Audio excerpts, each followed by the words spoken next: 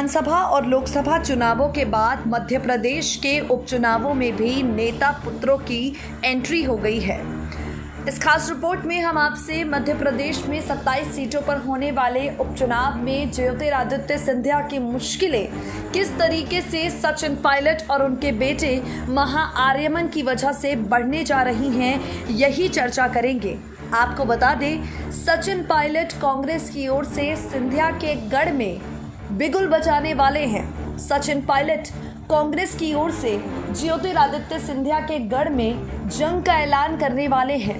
एक वक्त पर सिंधिया के बेहद करीबी दोस्त माने जाने वाले सचिन, सिंधिया के हर राजनीतिक फैसले में उनका समर्थन करने वाले सचिन अब अपनी पार्टी के साथ और अपने जिगरी यार सिंधिया की यारी के खिलाफ चुनावी मैदान में आप सभी को दिखाई पड़ेंगे।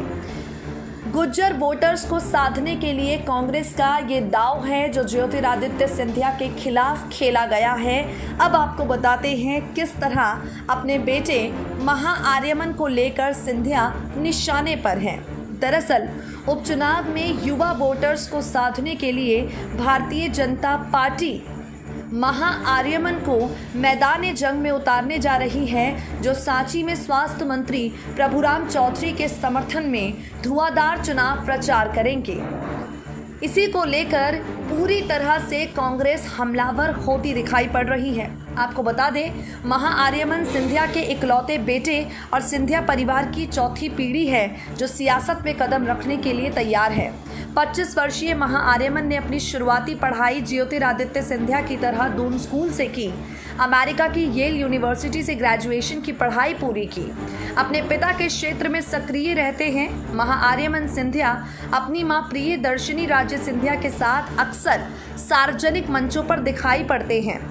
कई बार मां के साथ सार्वजनिक मंचों से कांग्रेस कार्यकर्ताओं को संबोधित कर चुके हैं। जब भी ग्वालियर आते हैं, लोगों के बीच पहुंचते हैं, उनकी समस्या सुनते हैं। सिंधिया की तरह उनके बेटे भी पारिवारिक परंपराओं का निर्वहन करते हैं। वो लोगों से सादगी भरे अंदाज से मिलते हैं। तो अब फिलहाल आपको बता दें, जिस तरीके से प्रभुराम चौधरी के पक्ष में महाआर्यमन सिंधिया युवा सम्मेलन में भाग लेने के लिए तैयार हैं, इस पर कांग्रेस ने चुटकी ले ली है।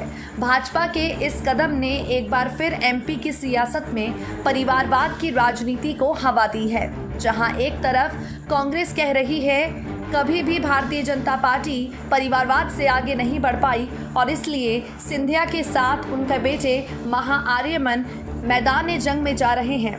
कांग्रेस की चुटकी पर बीजेपी बचाव करती हुई नजर आई है। कैबिनेट मंत्री विश्वास सारंग का इस मुद्दे पर कहना है, बीजेपी में परिवारवाद नहीं है। किसी भी नेता का बेटा अपने स्वयं की शक्ति से आगे बढ़ता है तो उसमें कोई बुराई नहीं है। हमारे यहाँ कोई नेहरू परिवार नहीं है कि नेहरू जी के बाद इंदिरा गांधी जी, फिर राजीव गांधी जी, सोनिया जी, राहुल जी और अब प्रियंका जी। हमारे यहाँ परिवारवाद को लेकर राजनीति नहीं की जाती। SPN 9 न्यूज़ रूम की रिपोर्ट।